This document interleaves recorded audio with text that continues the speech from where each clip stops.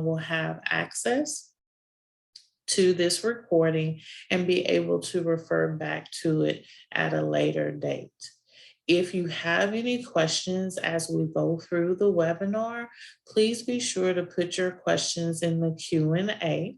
Since I will be presenting, I won't necessarily be able to see the questions as we go through the PowerPoint, but I will make sure that I work with Jennifer Patterson to reach out to the special education directors in the ESCs, as well as Michelle Reeves, the state coordinator for dyslexia, to reach out to the dyslexia personnel at the ESCs to answer questions and make sure that everyone has those responses. So let's go ahead and begin. So today we wanted to provide an overview of the dyslexia monitoring process that will be implemented in October through December for Cycle 3, Group 1 LEAs. We want to provide you with information regarding what is dyslexia monitoring, because our monitoring for dyslexia launched in January of 2021 with our Cycle 2, Group 2 LEAs.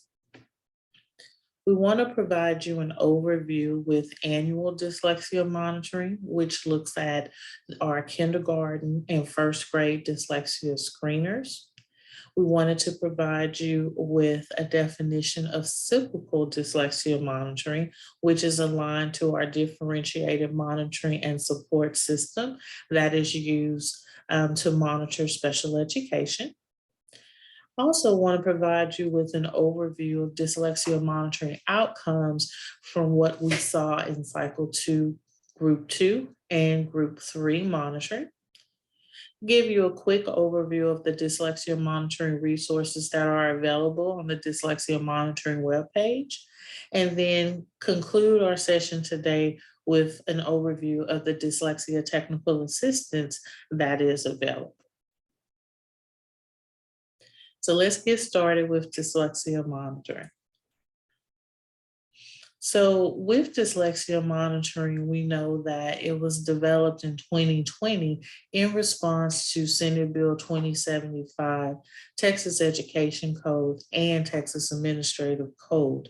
So during our 86th Texas legislature, there were some changes that were made in how we look at monitoring for dyslexia and the implementation of that program across the state.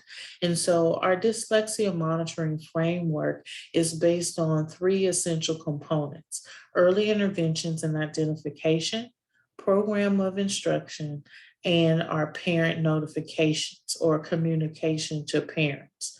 So our entire framework is built around these 3 guiding principles, if you will, that was laid out in Senate Bill 2075 of the 86th legislature.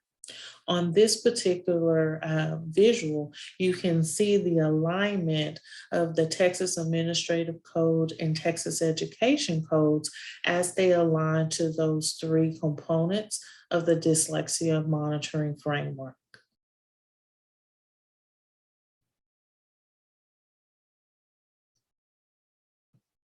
So when we talk about annual and cyclical monitoring, we wanted everyone to have an idea of what those practices mean.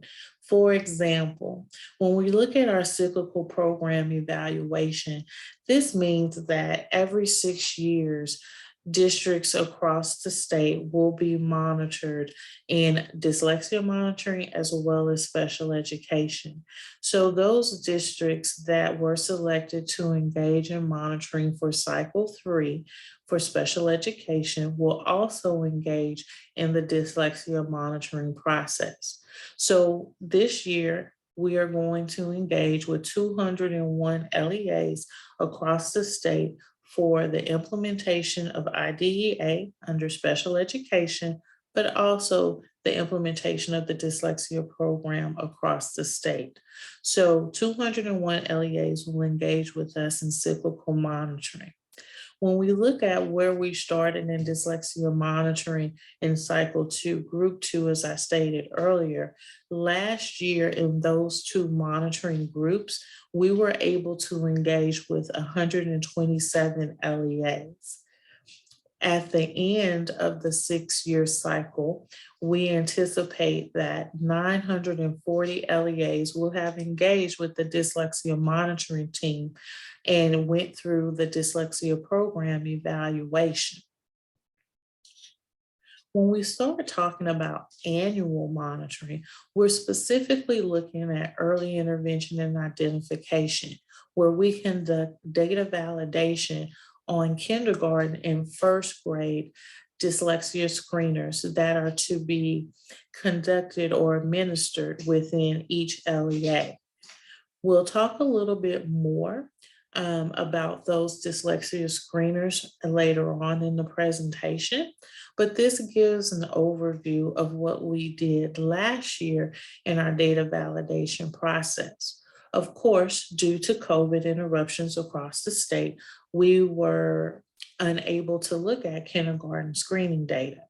Our Governor Abbott, gave waivers for kindergarten screeners. So we specifically looked at first grade last year. So we looked at approximately 1,009 LEAs across the state with an anticipated or an approximate first grade enrollment of 396,000 students in the first grade.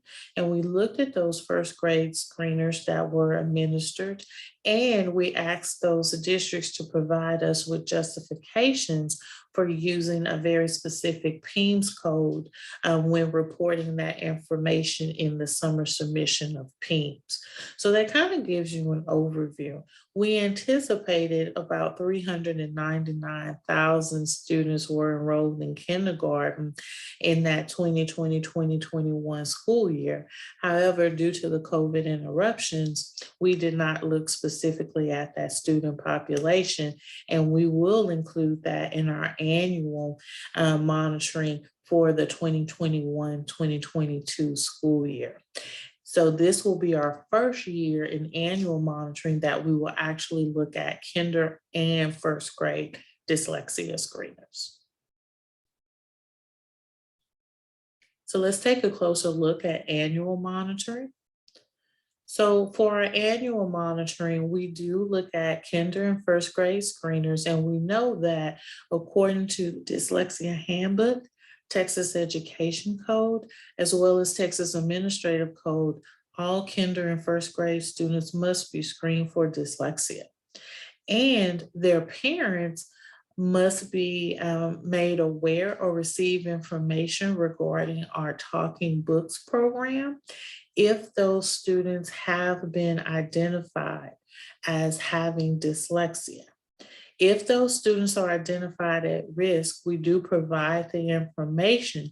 However, when accessing the Texas Talking Book program, they will tell you that a student must be identified with having dyslexia and or a related disorder. So we look at those communication pieces, making sure parents have the information that they need, as well as ensuring that districts have fulfilled their requirement of administering dyslexia screeners to kinder and first grade students.